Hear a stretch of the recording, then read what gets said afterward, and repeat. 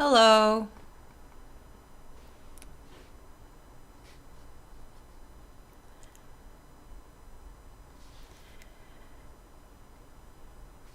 I think you can hear me. Hopefully you can. I'm just gonna wait a few moments before I start explaining what this all is. Just a few moments.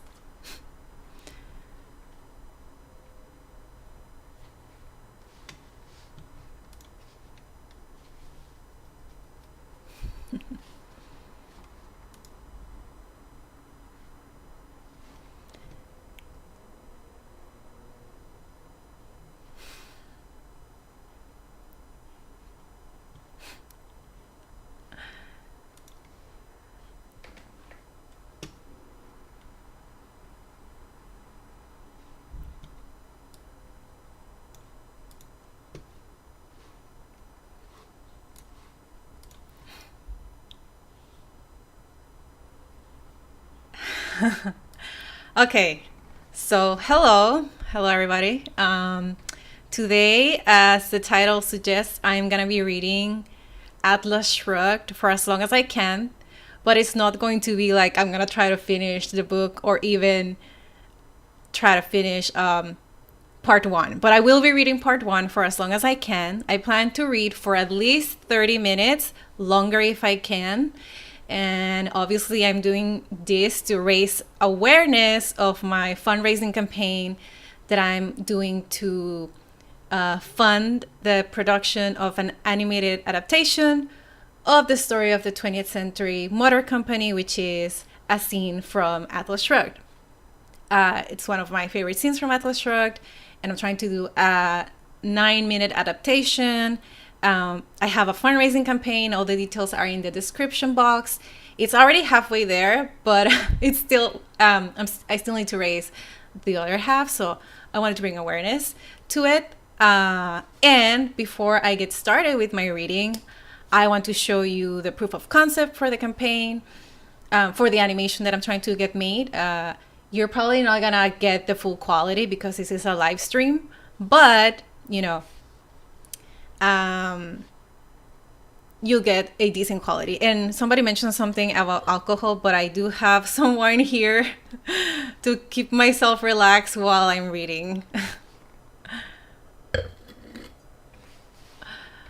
Obviously, I'm not against drinking alcohol as long as you don't have a drinking problem with it. Okay, so let me show you the proof of concept. There was something that happened at that plant where I worked for 20 years. It was when the old man died and his heirs took over. There were 3 of them, 2 sons and a daughter, and they brought a new plan to run the factory. They let us vote on it too, and everybody, almost everybody, voted for it.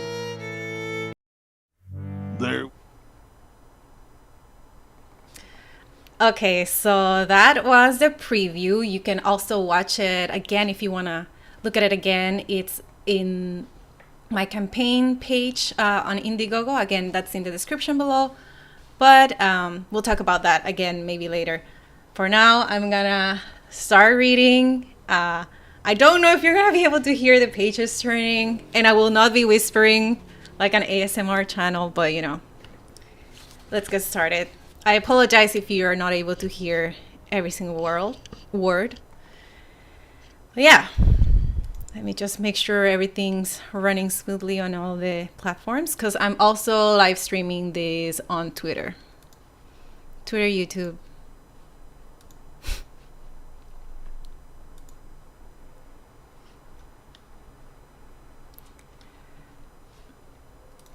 Okay, let's begin.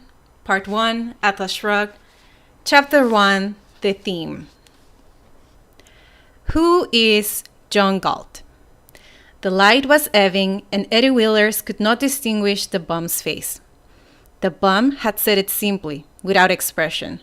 But from the sunset far at the end of the street, yellow glints caught his eyes, and the eyes looked straight at Eddie Willers, mocking and still, as if the question had been addressed to the causeless uneasiness within him. Why do you say that? Asked Eddie Wheelers, his voice tense. The bum leaned against the side of the doorway. A wedge of broken glass behind him reflected the metal yellow of the sky. Why does it bother you? He asked. It doesn't, snapped Eddie Wheelers. He reached hastily into his pocket. The bum had stopped him and asked him for a dime, then had gone on talking, as if to kill that moment and postpone the problem of the next. Pleas for dimes were so frequent in the streets these days that it was not necessary to listen to explanations, and he had no desire to hear the details of the bum's particular despair. Go get your cup of coffee, he said, handing the dime to the shadow that had no face. Thank you, sir, said the voice without interest, and the face leaned forward for a moment. The face was wind-browned, cut by lines of weariness and cynical resignation. The eyes were intelligent. Eddie Wheelers walked on, wondering why he always felt it at this time of day, this sense of dread without reason. No, he thought, not dread. There's nothing to fear, just an immense, diffuse apprehension, with no source or object. He had become accustomed to the feeling, but he could find no explanation for it. Yet the bum had spoken as if he knew that Eddie felt it, as if he thought that one should feel it, and more, as if he knew the reason. Eddie Wheelers pulled his shoulders straight, in conscientiousness, self-discipline. He had to stop this, he thought. He was beginning to imagine things. Had he always felt it? He was 32 years old. He tried to think back. No, he hadn't, but he could not remember when it had started. The feeling came to him suddenly. At random intervals, and now was coming more often than ever. It's the twilight, he thought. I hate the twilight. The clouds and the shafts of skyscrapers against them were turning brown, like an old painting in oil, the color of a fading masterpiece. Long streaks of grime ran from under the pinnacles down the slender, soot-eaten walls. High on the side of a tower, there was a crack in the shape of a motionless lightning, the length of 10 stories. A jagged object cut the sky above the roofs. It was half a spire, still holding the glow of the sunset.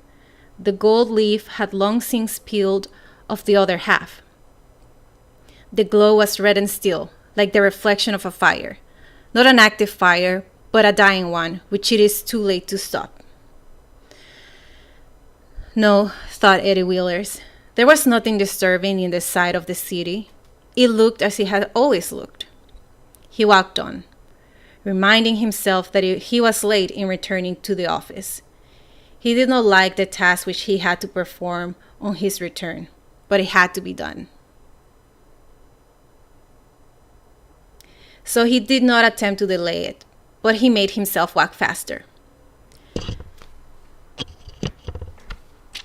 He turned a corner in the narrow space between the dark silhouettes of two buildings. As in the crack of a door, he saw the page of a gigantic calendar suspended in the sky. It was the calendar that the mayor of New York had erected last year on the top of a building, so that citizens might tell the day of the month as they told the hours of the day, by glancing up at a public tower. A white rectangle hung over the city, imparting the day to the men in the streets below. In the rusty light of this evening sunset, the rectangle said, September 2nd. Eddie Wheelers looked away. He had never liked the sight of that calendar. It disturbed him, in a manner he could not explain or define. The feeling seemed to blend with his sense of uneasiness. It had the same quality. He thought suddenly that there was some phrase, a kind of quotation that expressed what the calendar seemed to suggest, but he could not recall it. He walked, groping for a sentence that hung in his mind as an empty space. He could neither feel it nor dismiss it. He glanced back. The white rectangle stood above the roofs, saying an immovable finality, September 2nd. Eddie Wheeler shifted his glance down to the street, to a vegetable pushcart at the stoop of a brownstone house.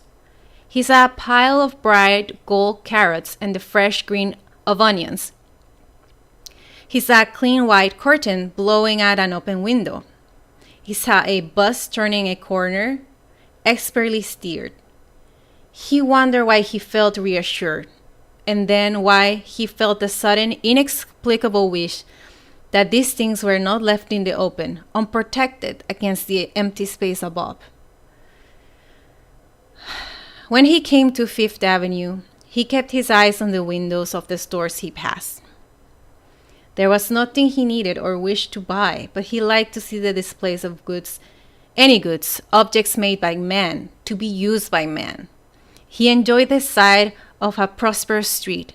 No more than every fourth one of the stores was out of business, its windows dark and empty.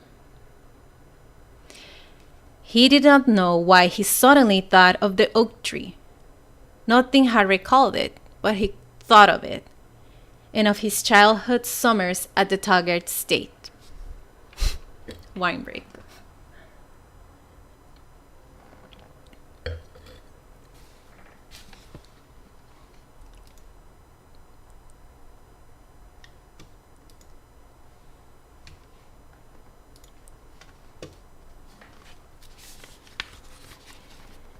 He had spent most of his childhood with the Taggart children, and now he worked for them, as his father and grandfather had worked for their father and grandfather. The great oak tree had stood on a hill over the Hudson in a lonely spot on the Taggart estate. Eddie Wheeler's, age 7, liked to come and look at that tree. It had stood there for hundreds of years, and he thought it would always stand there. Its roots clutched that hill like a fist with fingers sunk into the soil, and he thought that if a giant were to seize it by the top, he would not be able to uproot it, but would swing the hill and the whole of the earth with it, like a ball at the end of a string. He felt safe in the oak tree's presence. It was a thing that nothing could change or threaten. It was his greatest symbol of strength. One night, lightning struck the oak tree. Eddie saw it the next morning. It lay half broken in half, and he looked into its trunk as into the mouth of a black tunnel. The trunk was only an empty shell. Its heart had rotted away long ago. There was nothing inside, just a thin gray dust that was being dispersed by the wind at the faintest wind. The living power had gone, and the shape it left had not been able to stand without it. Years later, he heard it said that children should be protected from shock, from their first knowledge of death, pain, or fear. But this had never scarred him. His shock never came when he stood very quietly. His shock came when he stood very quietly, looking into the black hole of the trunk. It was an immense betrayal, the more terrible because he could not grasp what it was that it had been betrayed. It was not himself he knew, nor his trust. It was something else. He stood there for a while, making no sound. Then he walked back to the house. He never spoke about it to anyone then or since. Eddie Wheeler shook his head as the screech of a rusty mechanism changing a traffic light stopped him on the edge of a curb. He felt anger at himself. There was no reason he had to remember the oak tree tonight. It meant nothing to him any longer, only a faint tinge of sadness, and somewhere within him, a drop of pain moving briefly and vanishing, like a raindrop on the glass of a window, is cursed in the shape of a question mark. He wanted no sadness attached to his childhood. He loved its memories. Any date of it he remembered now seemed flooded by a still brilliant sunlight. It seemed to him as if a few rays from it reached into his presence, present, not race, more like pinpoint spotlights that gave an occasional moment's glitter to his job, to his lonely apartment, to the quiet, scrupulous progression of his existence. He thought of a summer day when he was 10 years old. That day, in a clearing of the woods, the one precious companion of his childhood told him what they would do when they would grow up. The words were harsh and glowing, like the sunlight. He listened in admiration and in wonder.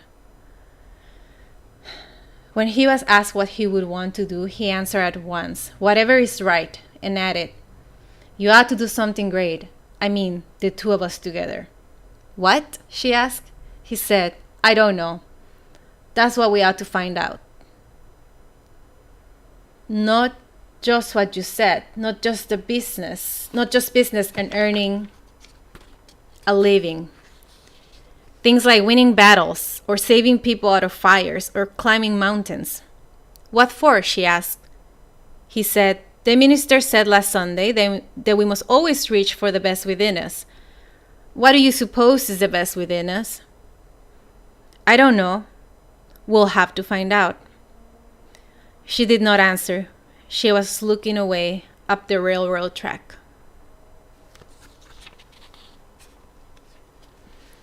Eddie Wheeler smiled. He said, "Whatever's right," 22 years ago. He had kept that statement unchallenged ever since. The other questions had faded in his mind. He had been too busy to ask them, but he still thought it self-evident that one had to do what was right. He had never learned how people could want to do otherwise. He had learned only that they did. It still seems simple and incomprehensible to him. Simple that things should be right, and incomprehensible that they weren't.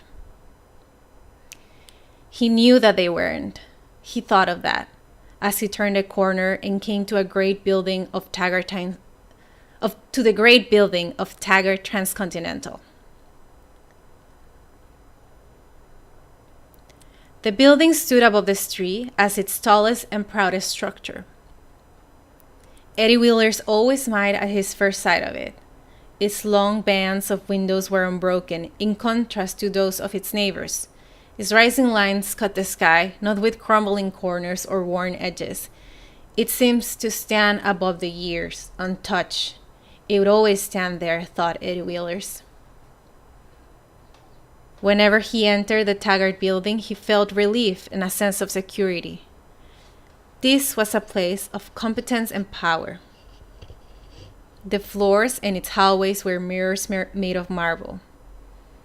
The frosted rectangles of its electric fixtures were chips of solid light. Behind sheets of glass, rows of girls sat at typewriters, the clicking of the keys like the sound of speeding train wheels. And like an answering echo, a faint shudder went through the walls at times, rising from under the building, from the tunnels of the great terminal where trains started out to cross a continent and stopped after crossing it again, as they had started and stopped for generation after generation.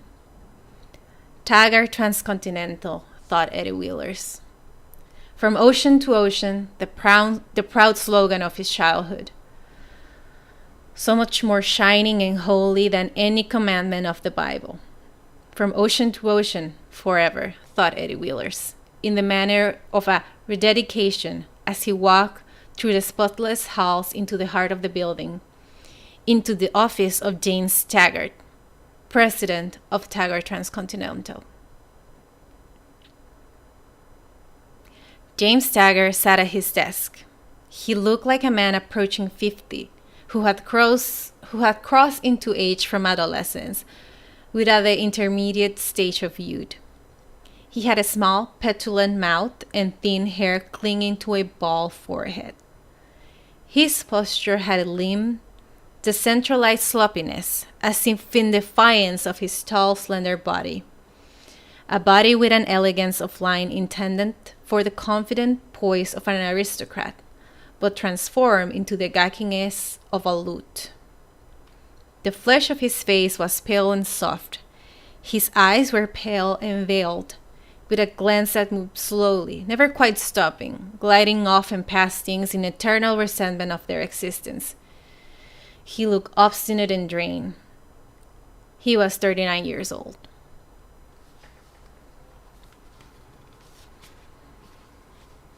He lifted his head with irritation at the sound of the opening door. "Don't bother me, don't bother me, don't bother me," said James Taggart. Eddie Wheelers walked toward the desk. "It's important, Jim," he said, not raising his voice. All right, what is it?" Eddie Wheelers looked at the map on the wall of the office.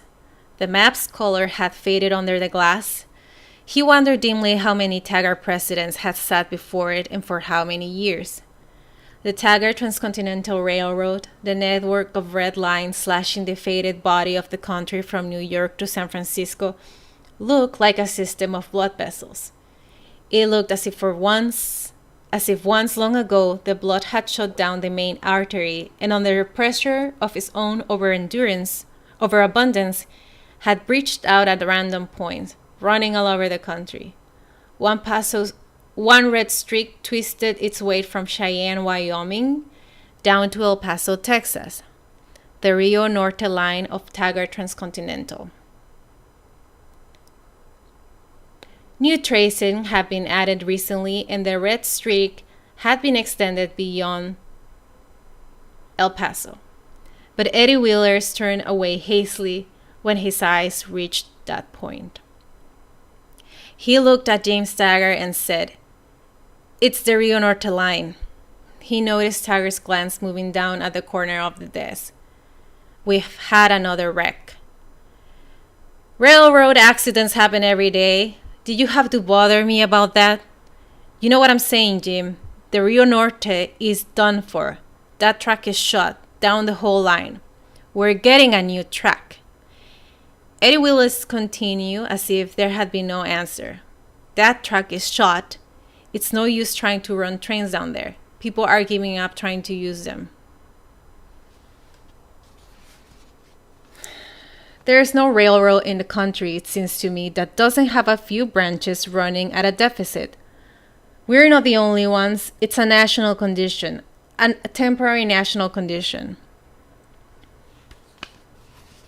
Eddie stood looking at him silently. What Taggart disliked about Eddie Wheelers was his habit of looking straight into people's eyes.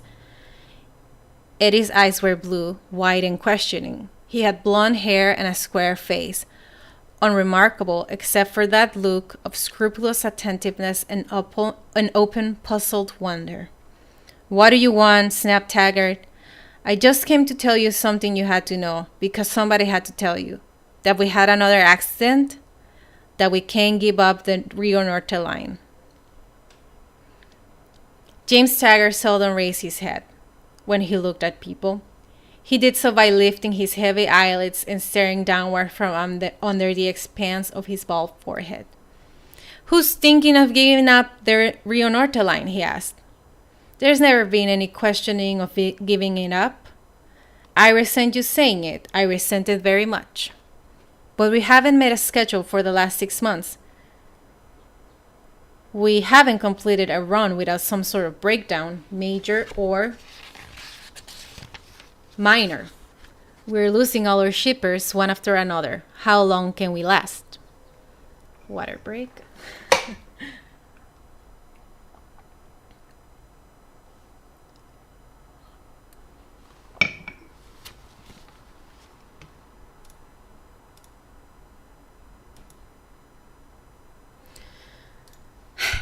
Let's keep going. Hold on, let me open the window because it's very dark in here. Okay. There's more light now.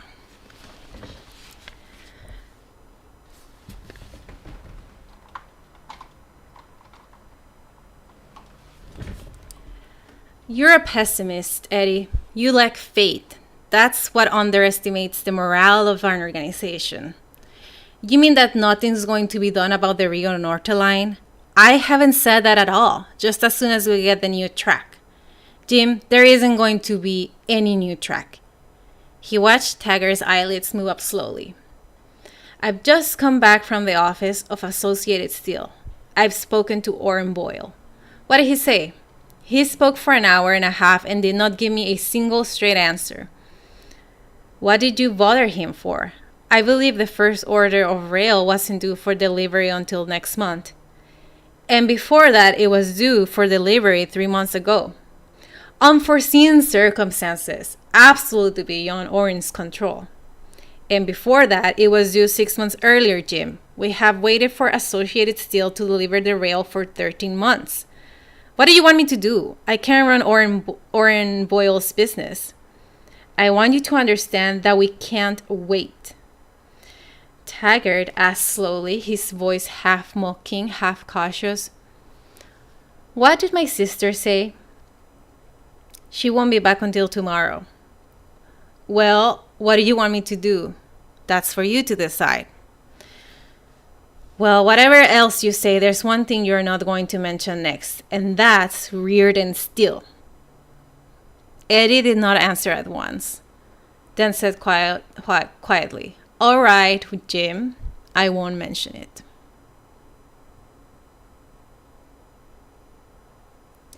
Orrin is my friend. He heard no answer. I resent your attitude. Orrin Boyle will deliver the rail just as soon as it is humanly possible. So long as he can't deliver it, nobody can blame us. Jim, what are you talking about? Don't you understand that the Rio Norte line is breaking up whether anybody blames us or not?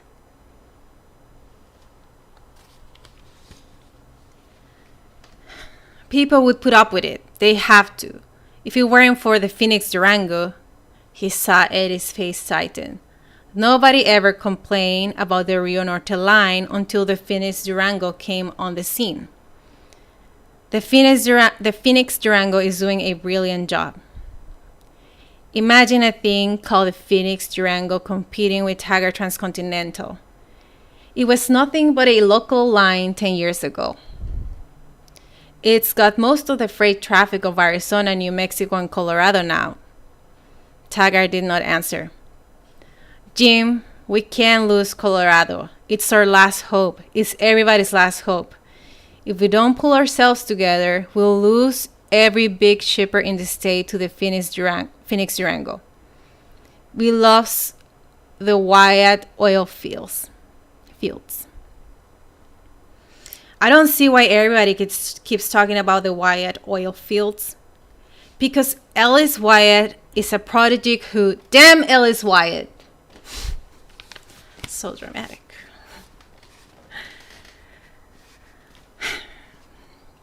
Those oil wells, Eddie thought suddenly. Didn't they have something in common with the blood vessels on the map? Wasn't that the way the red stream of Taggart Transcontinental had shot across the country years ago? A feat that seemed incredible now. He thought of the oil wells, spouting a black stream that ran over a continent, almost faster than the trains of the Phoenix Durango could carry it. That oil field had been only a rocky patch in the mountains of Colorado, given up as exhausted long ago. Ellis Wyatt's father had managed to squeeze an obscure living to the end of his days out of the dying oil wells. Now it was as if somebody had given a shot of adrenaline to the heart of the mountain. The heart had started pumping. The black blood had burst through the rocks. Of course, it's blood, thought Eddie Wheelers, because blood is supposed to feed, to give life.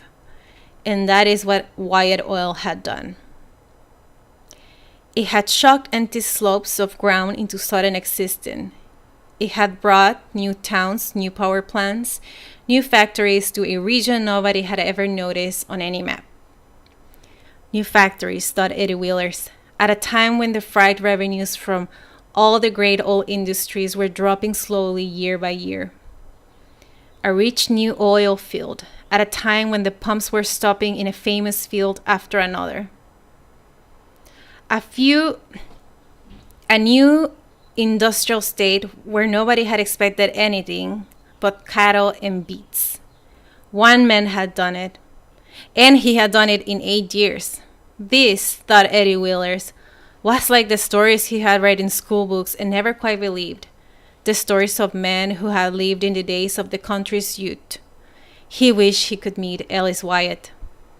There was a great deal of talk about him, but few had ever met him. He seldom came to New York. They said he was 33 years old and had a violent temper. He had discovered some way to revive exhausted oil wells, and he had proceeded to revive them.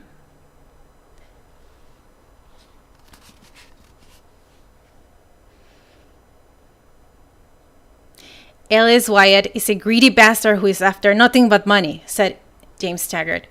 It seems to me that there are more important things in life than making money. What are you talking about, Jim?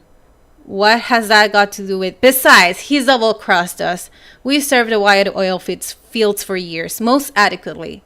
In the days of Old Man Wyatt, we ran a tank train a week. These are not the days of Old Man Wyatt, Jim. The Phoenix Durango runs 2 tank trains a day down there, and he runs them on schedule.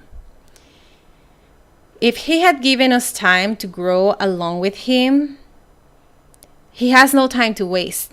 What does he expect? That we drop all of our shippers, sacrifice the interests of the whole country, and give him all of our trains? Why not? He doesn't expect anything. He just deals with the Phoenix Durango. I think he's a destructive, unscrupulous ruffian. I think he's an irresponsible upstart who's been grossly overrated. It was astonishing to hear a sudden emotion in James Taggart's lifeless voice.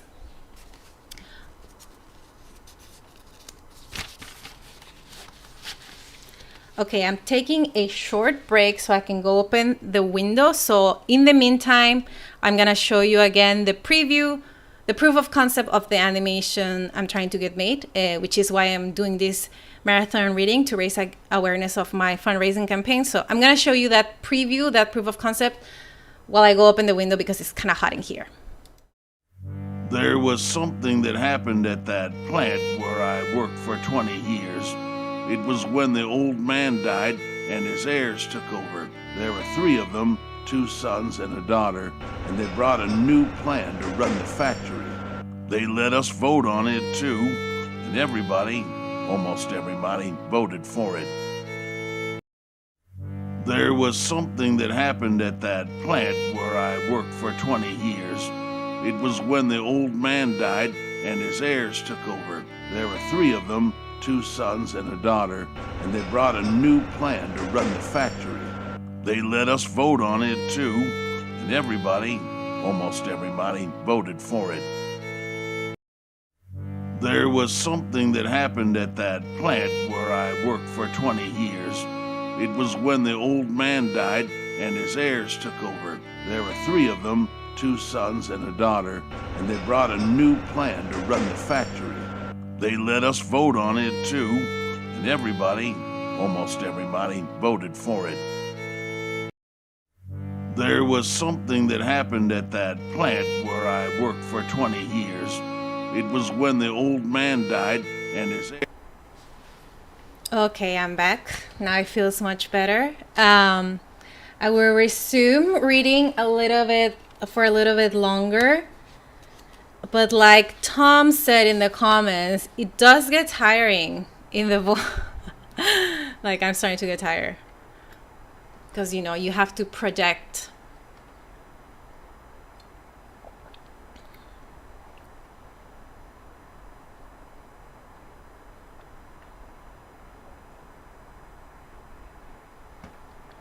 And again, I'm doing this reading to promote the fundraising campaign for my potential animation project. So if you are interested in seeing that come to life, like I am, please check out the fundraising campaign link in the description in the YouTube video. And yeah, contribute if you can. Now let's keep going, just for a little bit longer. I think I'm gonna get tired kind of soon.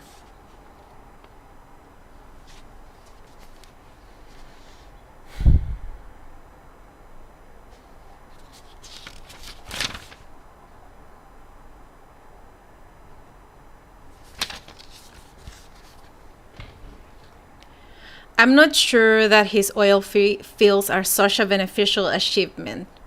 It seems to me that he dislocated the economy of the whole country. Nobody expected Colorado to become an industrial state. How can we have any security or plan anything if everything changes all the time? Good God, Jim, yes, I know, he's making money, but that's not the standard. It seems to me by which one gouges a man's value to society. And as for his oil, he'd come crawling to us and he'd wait his turn along with all the other chippers if he wouldn't demand more than his fair share of transportation. If it weren't for the Phoenix Durango. We can't help it if we're up against destructive competition of that kind. Nobody can blame us. The pressure in his chest and temples, thought Eddie Wheelers, was the strain of the effort he was making. He had decided to make the issue clear for once. And the issue was so clear, he thought, that nothing could bar it from Taggart's understanding, unless it was the failure of his own presentation. So he had tried hard, but he was failing, just as he had always failed in all of their discussions. No matter what he said, they never seemed to be talking about the same subject. Jim, what are you saying? Does it matter that nobody blames us when the road is falling apart? James Taggart smiled. It was a thin smile, amused and cold. It's touching, Eddie, he said. It's touching your devotion to Taggart Transcontinental. If you don't look out, you'll turn into one of those real feudal serfs. That's what I am, Jim. But may I ask whether it is your job to discuss these matters with me? No, it isn't. Then why don't you learn that we have departments to take care of things? Why don't you report all this to whoever's concerned? Why don't you cry on my dear sister's shoulder?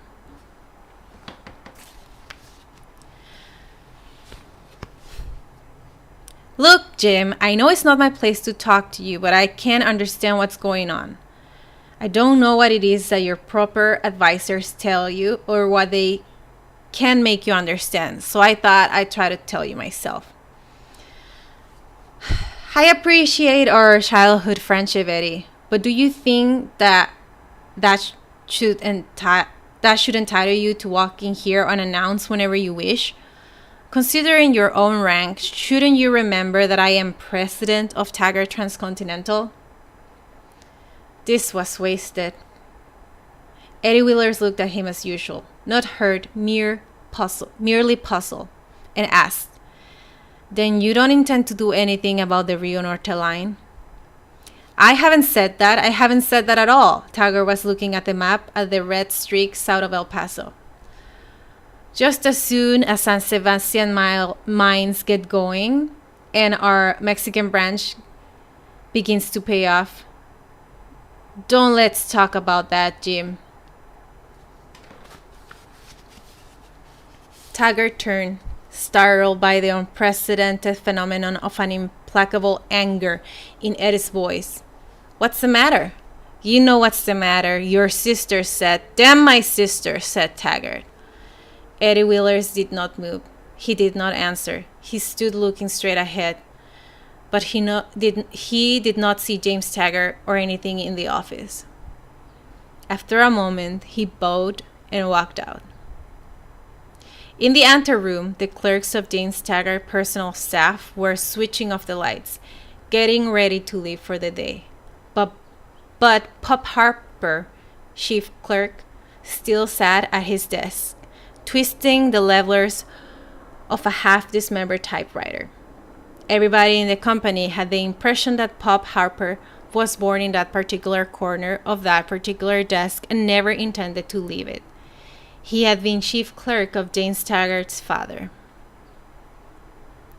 Pop Harper glanced up at Eddie Wheelers as he came out of the president's office. It was a wise, slow glance. It seemed to say that he knew that Eddie's visit to their part of the building meant trouble on the line. Knew that nothing had come of the visit, and was completely indifferent to the knowledge. It was the cynical indifference which Edie Willers had seen in the eyes of the bum on the street corner. "Say, Eddie, know where I could get some woolen undershirts?" he asked. "Tried all over town, but nobody's got 'em." "I don't know," said Eddie, stopping. "Why do you ask me?" "I just ask everybody. Maybe somebody will tell me." Eddie looked uneasily at the blank, emaciated face and white hair. It's cold in his joints," said Pop Harper. "It's going to be colder this winter." "What are you doing?" asked Eddie, pointing at the pieces of typewriter. "That damn thing's busted again. No one's sending it out. Took them 3 months to fix it the last time. Thought I'd patch it up myself. Not for long, I guess." He let his fist drop down on the keys. "You're ready for the junk pile, old Paul. Your days are numbered." Eddie started. That was a sentence he had tried to remember. Your days are numbered. But he had forgotten in what connection he had tried to remember it. "It is not use, Eddie," said Bob Harper. "What's not use?" "Nothing, anything." "What's the matter, Pop?" "I'm not going to requisition a new typewriter. The new ones are made of tin. When the old ones go, that will be the end of typewriting." "There was an accident in the subway this morning. Their brakes wouldn't work." "You gotta go home, Eddie. Turn on the radio and listen to a good dance band." "Forget it, boy. Trouble with you is you never had a hobby." "Somebody stole the electric light bulbs again from off the staircase down where I live. I've got a pain in my chest. Couldn't get any cough drops this morning. The drugstore on our corner went bankrupt last week. The Texas Western Railroad went bankrupt last month. They closed the Queensboro Bridge yesterday for temporary repairs. Oh well, what's the use? Who is John Galt?"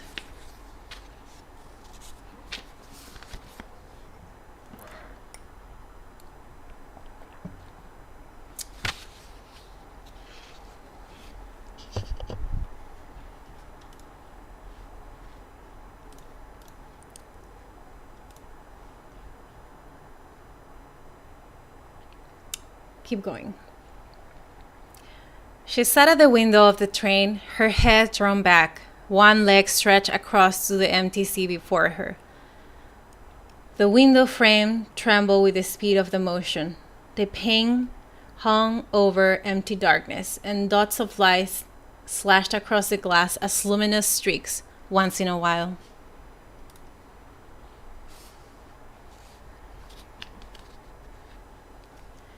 Her leg, sculptured by the tight chin of the stocking, its long line running straight over an arch in step to the tip of a foot in a high-heeled pump, had a feminine elegance that seemed out of place in the dusty train car and oddly incongruous with the rest of her.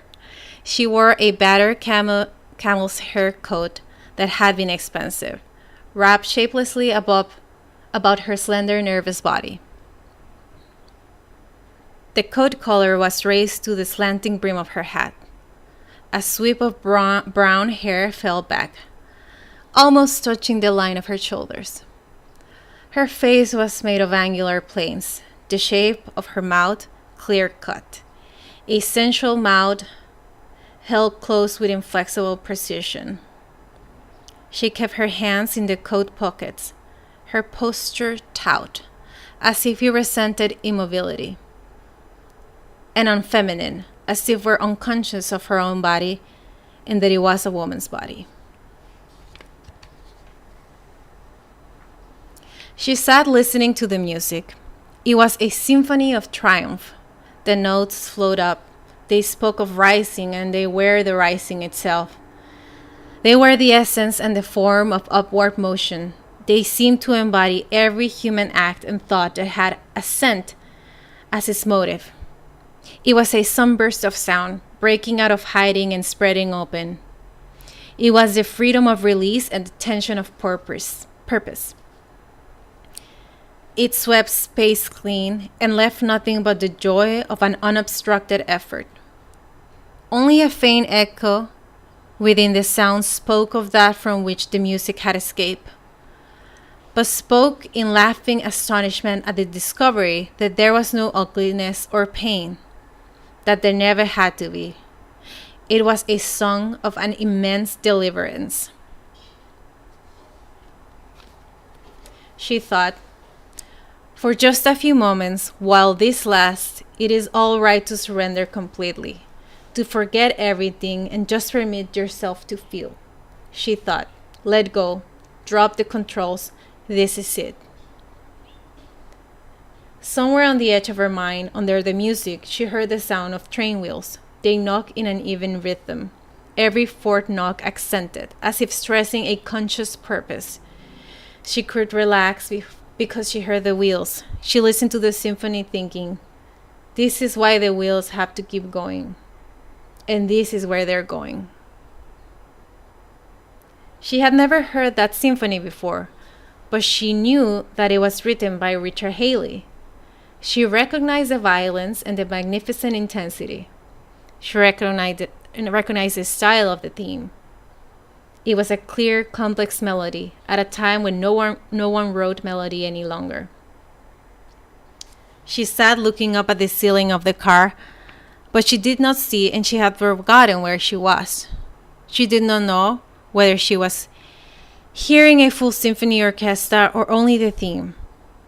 Perhaps she was hearing the orchestration in her own mind. She thought dimly that there had been premonitory echoes of this theme in all of Richard Haley's work. Throughout the years of his long struggle to the day in his middle age when fame struck him suddenly and knocked him out. This, she thought, listening to the symphony had been the goal of his struggle. She remembered half-hinted attempts in his music, phrases that promised it, broken bits of melody that started but never quite reached it. When Richard Haley wrote this, She sat up straight. When did Richard Haley write this? In that same instance, she realized where she was and wondered for the first time where that music came from. A few steps away at the end of the car, a brakeman was adjusting the controls of the air conditioner. He was blond and young. He was whistling the theme of the symphony. She realized that he had been whistling it for some time, and this was all she had heard. She watched him incredulously for a while before she raised her voice to ask, "Tell me, please, what are you whistling?" The boy turned to her. She met a direct glance and saw an open, eager smile, as if he were sharing a confidence with a friend. She liked his face. Its lines were tight and firm. It did not have that look of loose muscles evading the responsibility of a shape, which she had learned to expect in people's faces. "It's the Haley Concerto," he answered, smiling. "Which one?" "The fifth." She let a moment pass before she said slowly and very carefully, "Richard Haley wrote only 4 concertos." The boy's smile vanished. It was as if he were jolted back to reality, just as he had been a few moments ago. It was as if a shutter were slammed down, and what remained was a face without expression, impersonal, indifferent, and empty. "Yes, of course," he said. "I'm wrong. I made a mistake." "Then what was it?" "Something I heard somewhere." "What?" "I don't know." "Where did you hear it?" "I don't remember." She paused helplessly. He was turning away from her without further interest. "It sounded like a Haley theme," she said. "But I know every note he's ever written, and he never wrote that." There was still no expression, only a faint look of attentiveness on the boy's face as he turned back to her and asked, "You like the music of Richard Haley?" "Yes," she said, "I like it very much." He considered her for a moment, as if hesitating, then he turned away. She watched the expert efficiency of his movements as he went on working. He worked in silence. She had not slept for 2 nights, but she could not permit herself to sleep. She had too many problems to consider and not much time. The train was due in New York early in the morning. She needed the time. She wished the train would go faster, but it was the Taggart Comet, the fastest train in the country. Okay, I'm gonna keep reading, but only until 4, and at 4 I will stop. So I don't think I'm gonna finish this. I kind of already knew that I wouldn't be able to read for more than an hour because, projecting gets very tiring.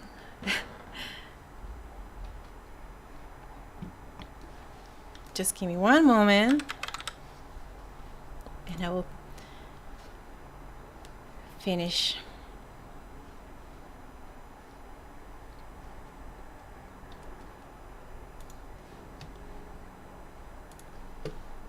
Okay.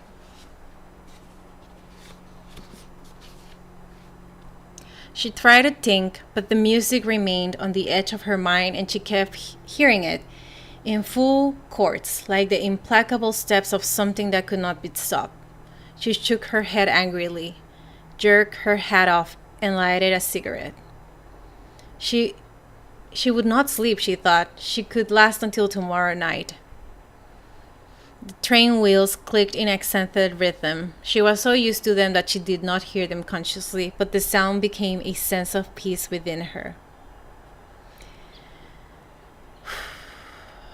When she extinguished her cigarette, she knew that she needed another one, but thought that she would give herself a minute, just a few minutes, before she would light it. She had fallen asleep and she had awakened in a jolt, knowing that something was wrong. Before she knew what it was, the wheels had stopped. The car stood soundless and dim in the blue glow of the night lamps. She glanced at her watch. There was no reason for stopping. She looked out the window. The train stood in the middle of empty fields. She heard someone moving in a seat across the aisle and asked, "How long have we been standing?" A man's voice answered indifferently, "About an hour." The man looked after her, sleepily astonished because she leaped to her feet and rushed to the door. There was a cold wind outside and an empty stretch of land under an empty sky. She heard weeds rustling in the darkness. Far ahead, she saw the figures of men standing by the engine, and above them, hanging detached in the sky, the red light of a signal. She walked rapidly toward them, past the motionless line of wheels. No one paid attention to her when she approached. The train crew and a few passengers stood clustered under the red light. They had stopped talking. They seemed to be waiting in placid indifference. "What's the matter?" she asked. The engineer turned, astonished. Her question had sounded like an order, not like the amateur curiosity of a passenger. She stood, hands in pockets, coat collar raised, the wind beating, her hair in strands across her face. "Red light, lady," he said, pointing up with his thumb. "How long has it been on?" "An hour." "We're off of the main track, aren't we?" "That's right." "Why?" "I don't know." The conductor spoke up. "I don't think we had any business being sent off on a siding. That switch wasn't working right, and this thing's not working at all." He jerked his head up at the red light. "I don't think the signal's going to change. I think it's busted." "Then what are you doing?" "Waiting for it to change."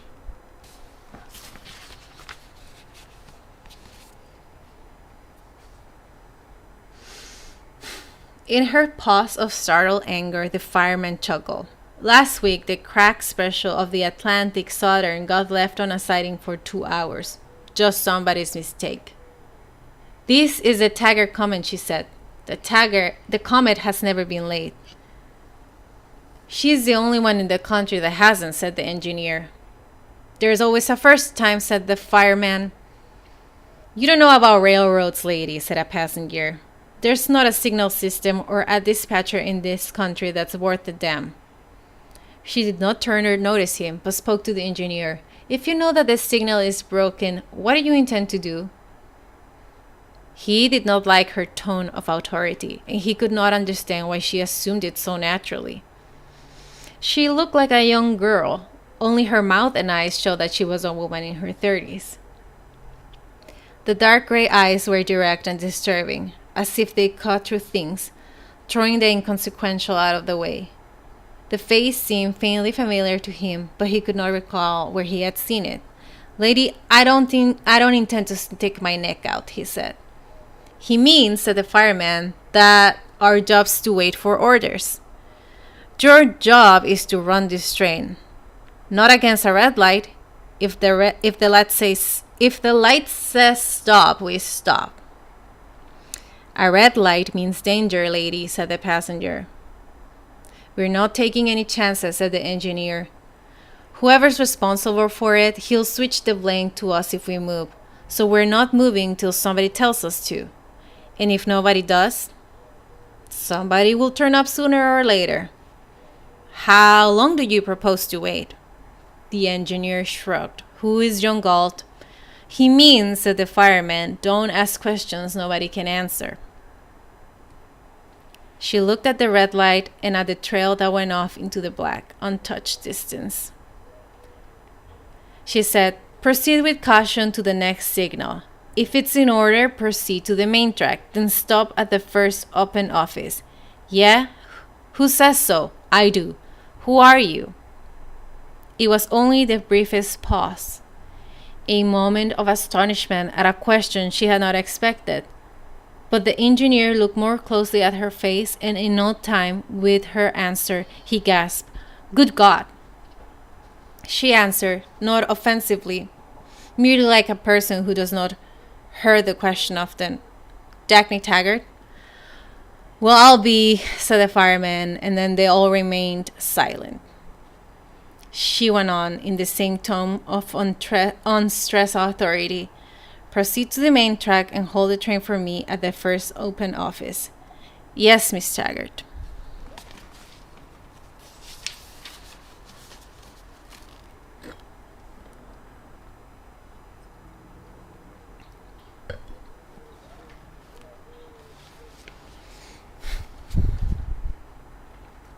We'll have to make up time.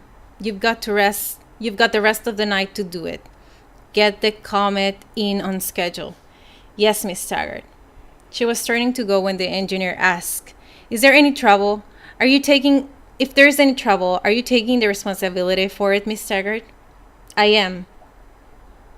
The conductor followed her as she walked back to the car. He was saying, bewildered, But just a seat in a day coach, Miss Taggart? But how come? Why didn't you let us know? She smiled easily. Had no time to be formal. Had my own car attached to number 22 out of Chicago, but got off at Cleveland and number 22 was running late, so I let the car go. The Comet came next and I took it. There was no sleeping car space left.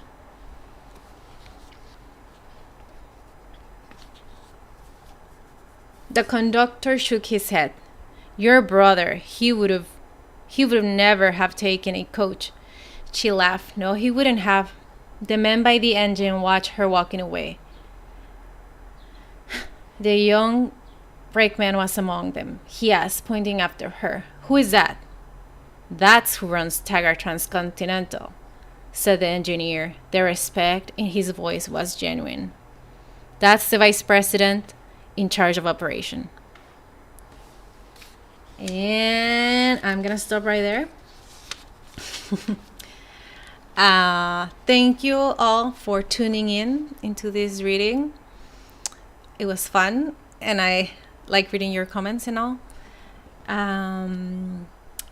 Before I leave, I'm gonna show you again the proof of concept for the animation that I'm trying to produce.